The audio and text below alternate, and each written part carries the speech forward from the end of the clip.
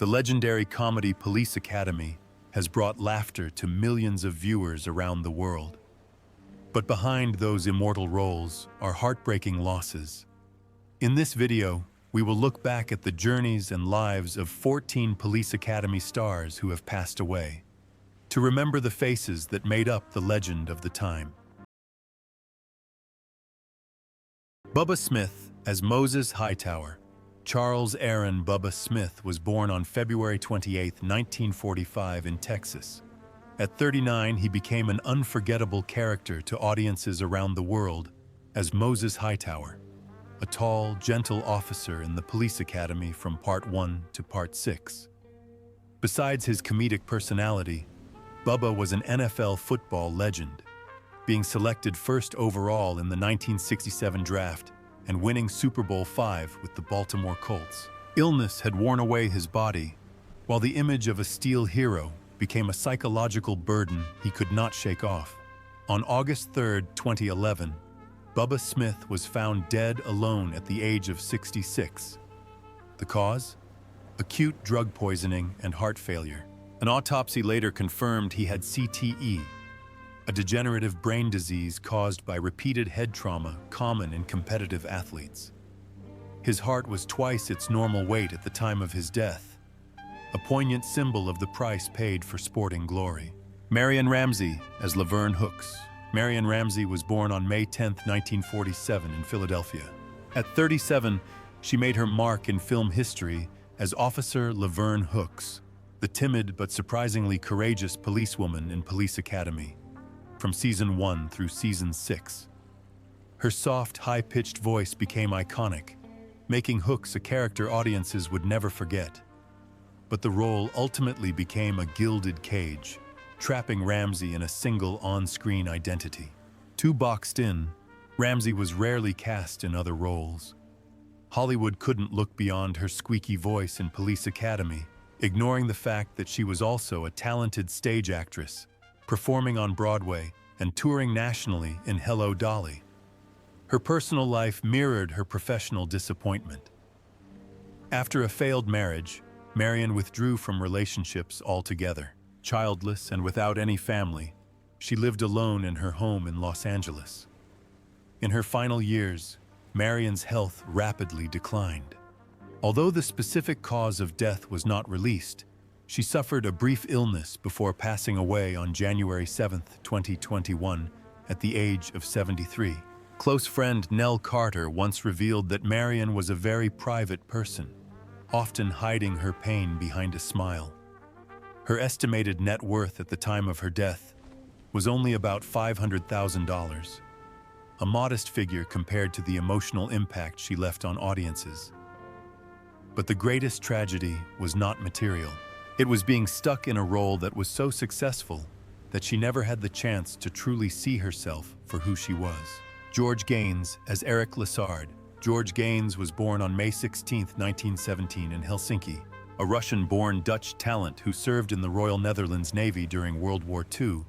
Before becoming a U.S. citizen, he was 67 when he captured the hearts of audiences around the world as Commander Eric Lessard, the bumbling but lovable commander of Police Academy throughout the 7 seasons. With his deep voice, innocent expressions, and humorous but meaningful antics, he became the soul of the series, an irreplaceable role. But behind his illustrious career and endearing personality was a life full of profound chapters. Gaines served in Sicily, Anzio, and the Adriatic, a history that Hollywood rarely mentions. He had a long and happy marriage to actress Alan Ann McCleary, but tragedy struck in 1989 when their son, Matthew, a former Olympic kayaker, died in a car accident in India. It was a loss that left a deep wound in Gaines, and many believe he became more withdrawn after that moment. In his later years, his health declined, his eyesight deteriorated, his memory faded. But he retained the charm and kindness that characterized both him and Commander Lessard. On February 15, 2016, George Gaines passed away at his daughter's home in North Bend, Washington, at the age of 98. He left behind an estimated $2 million estate, a modest home, and millions of smiles to share with audiences around the world. Andrew Rubin as George Martin. Andrew Harold Rubin was born on June 22, 1946, in New Bedford, Massachusetts, to an educated Jewish family. After graduating from the American Academy of Dramatic Arts, Rubin emerged as a promising face on American television, with roles in Shazam, The Jeffersons, and Hometown. But it wasn't until he was 38 that he made his mark as the charming, mischievous, womanizing George Martin in the first Police Academy film, 1984. Instead of opening the door to stardom, George Martin turned out to be the pinnacle of Rubin's career. Subsequent roles dwindled, and he was reduced to supporting roles and occasional television appearances. Fame never came as he had hoped, and Rubin gradually withdrew from the public eye, all but disappearing from Hollywood's radar. Few people knew that behind his humor and charisma was a decades-long battle with nicotine addiction, a silent killer that eventually claimed his life. On October 5, 2015, Andrew Rubin died in Los Angeles of lung cancer at the age of 69. He was married once, but kept his personal life largely private, spending his final years in solitude. At the time of his death, his estate was valued at around $1 million, including a modest home in Los Angeles, where he spent his time painting, writing, and living away from the limelight. Theodore Ross Roberts was born on June 30, 1934, in Zanesville, Ohio. At the age of 50, he appeared in Police Academy in 1984 as Captain Reed. Although Ross's screen credits were brief, he was already a highly regarded actor, winning a Tony Award for his role as Lion in The Wiz, a role he reprised in the film version alongside Michael Jackson and Diana Ross. However, despite his stage success and powerful presence, his film career never took off as many had hoped. Raised by a nightclub singer mother, Ross was drawn to the spotlight of the West 5th Street nightclub scene at an early age. After completing his military service, he traveled across the United States singing, eventually landing in Los Angeles, where a small role opened the door to Broadway. With his powerful voice, charismatic stage presence, and undeniable charisma, Ross was often relegated to supporting roles, even when sharing the screen with legends like Richard Pryor and James Earl Jones. His personal life was equally tumultuous. A failed marriage left him withdrawn and emotionally distant. Friends spoke of the lavish parties he threw, but behind the excitement was a lonely soul who yearned for deeper recognition. In 1997, he returned to Dayton and opened a jazz club called Your Place, where he occasionally performed. In 1998, he suffered a stroke from which he never fully recovered. Ted Ross died on September 3, 2002, at Good Samaritan Hospital at the age of 68. His estate, estimated at $1 million, consisted largely of a small house in Dayton, where he quietly closed out a life once considered a star, but haunted by untapped potential. Doug Lennox as gang leader. Douglas Joseph Lennox was born on January 21, 1938 in Canada. At the age of 46, he played the main villain in Police Academy, 1984, a gang leader with a stern, cold demeanor that left a lasting impression. In real life, Lennox is an incredibly versatile artist, actor, author, and broadcaster. He began his radio career in 1965 and quickly became one of the most familiar voices on Canadian radio before moving into film and television. He appeared in dozens of series, including The New Avengers, Cold Squad, Relic Hunter, Earth, Final Conflict, and X-Men: The Last Stand. However, despite his versatility and persistence, Lennox never landed a breakout leading role. His villainous role in Police Academy was a standout, but it was just a glimpse into a long and humble artistic journey. In addition to acting, Lennox was known for his intellect and curiosity, which he captured in his acclaimed book, Now You Know, The Big Book of Answers, where he revealed a lesser-known side of himself, one fueled by curiosity, knowledge, and a desire to understand the world. But his personal life was not as smooth. 2 failed marriages left emotional scars.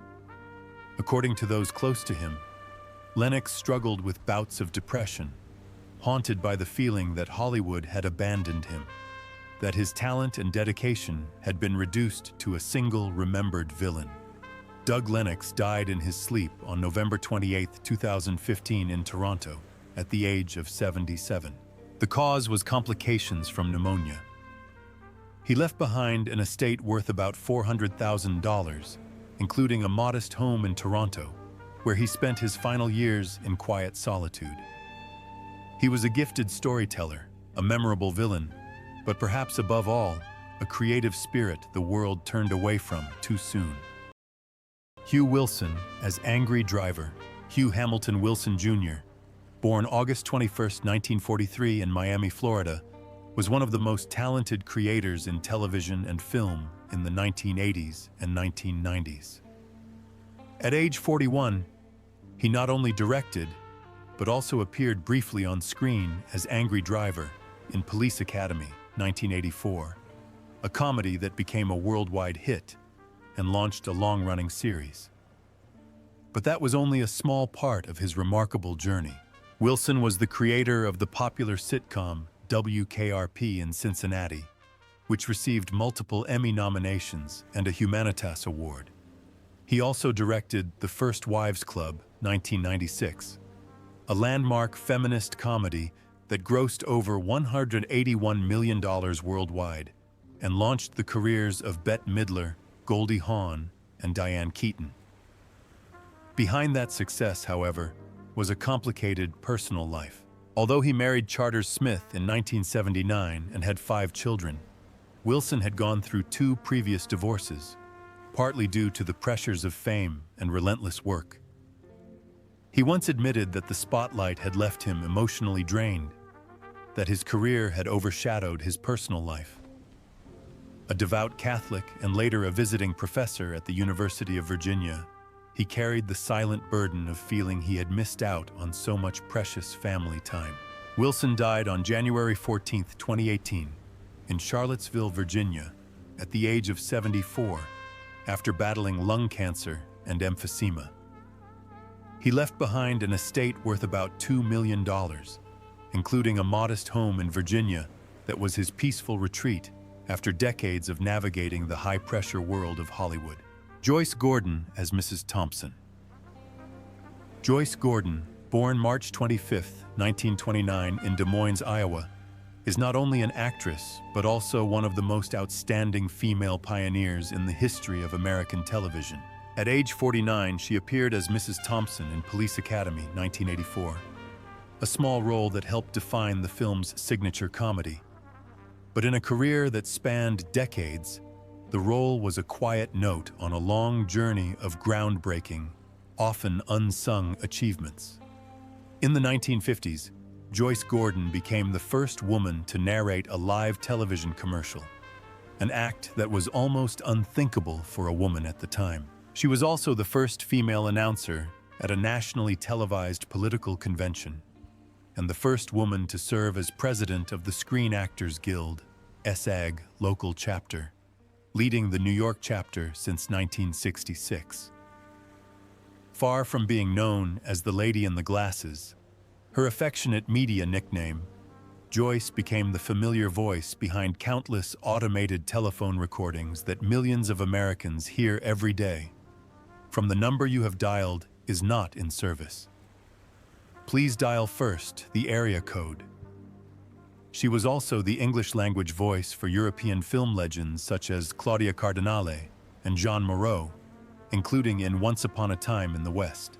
On the radio, she voiced Cherry in Mark Trail and Barbara Miller in My Son Jeep. Gentle yet enduring, she was an integral part of American audiovisual culture for decades. Joyce's private life was simple and thoughtful. She spent more than 50 years with actor Bernard Grant and raised 2 children, but her final years were spent quietly and somewhat forgotten. She died on February 28, 2020, at the age of 90, not in 2008 as some reports have erroneously reported, and left behind a massive cultural legacy, although her estimated net worth is only around $500,000. Despite all that she pioneered, contributed, and created, what is perhaps most upsetting is that the world only remembers her for her small role in Police Academy, Beth Amos as the little old lady, Dar Robinson as Thug in Plaid.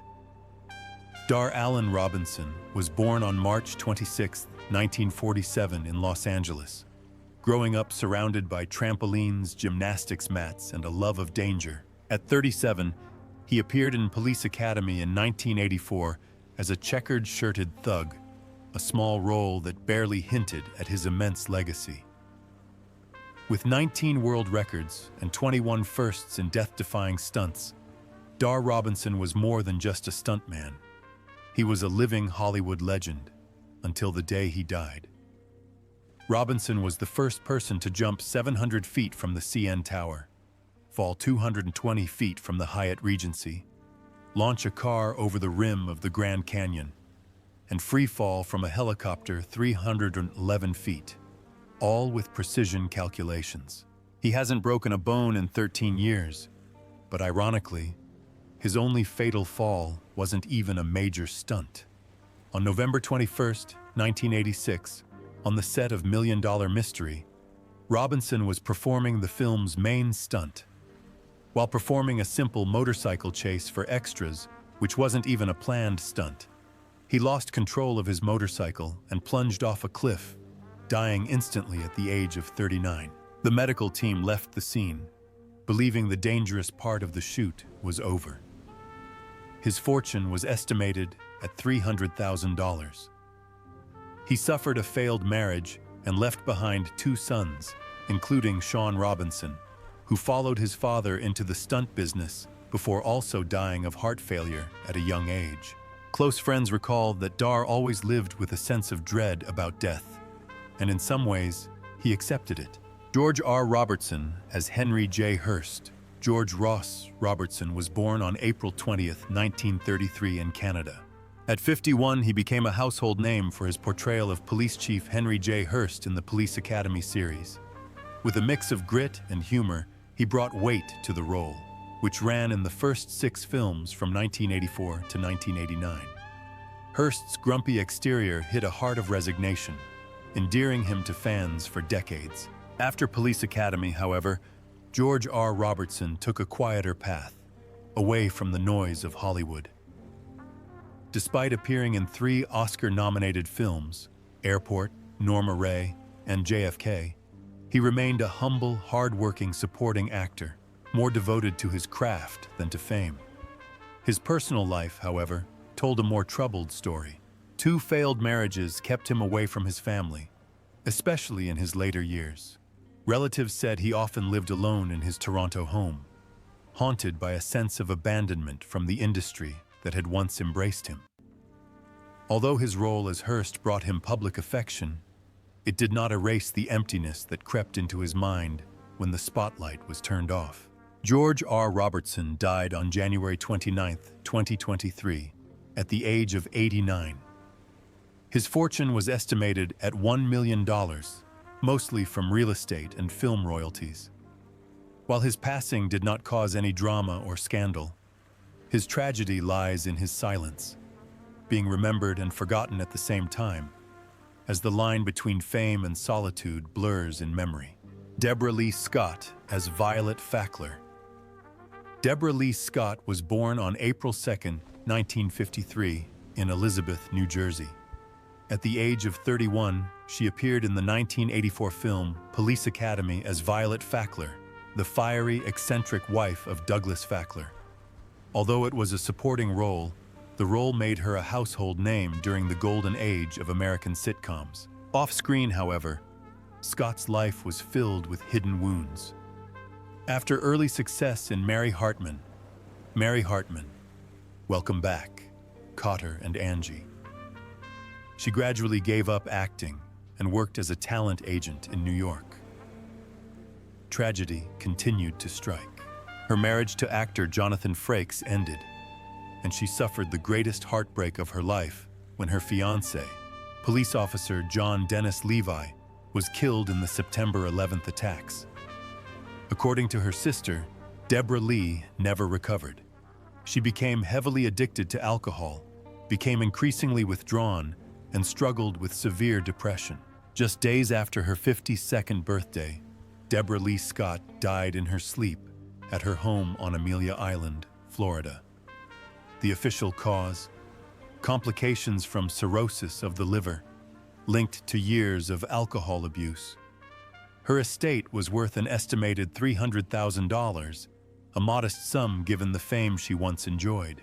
David Graff as Eugene Tackleberry. Paul David Graff was born on April 16, 1950, in Zanesville, Ohio. At age 34, he made movie history with his career-defining role as Sergeant Eugene Tackleberry in Police Academy. As a gun-obsessed but fiercely loyal and devoted officer, Graff's Tackleberry became an enduring icon across 7 films. His character forever brought laughter to millions around the world. But behind his explosive humor was a life of quiet pain. Despite a steady career that included guest appearances on hit shows like Star Trek, Seinfeld, The West Wing, and Home Improvement, Graff never quite escaped the shadow of Tackleberry. A familiar face on television, he struggled with a lingering sense of powerlessness, haunted by the belief that he would always be a supporting character, never a true star. Contrary to some misinformation, David Graff has only been married once, to actress Katharine Graff in 1983. They have 2 sons together, but the constant pressure of work and the relentless pace of work often left him stressed. As an active representative of the Screen Actors Guild, SAG, he has fought tirelessly for the rights of his fellow actors, but he seems to have neglected his own health. On April 7, 2001, just 9 days before his 51st birthday, David Graff died suddenly of a heart attack while attending his brother-in-law's wedding in Phoenix, Arizona. He left behind a wife, children, friends, and fans in mourning. He was buried in Forest Rose Cemetery in Ohio, the hometown where his childhood theatrical dreams had been nurtured.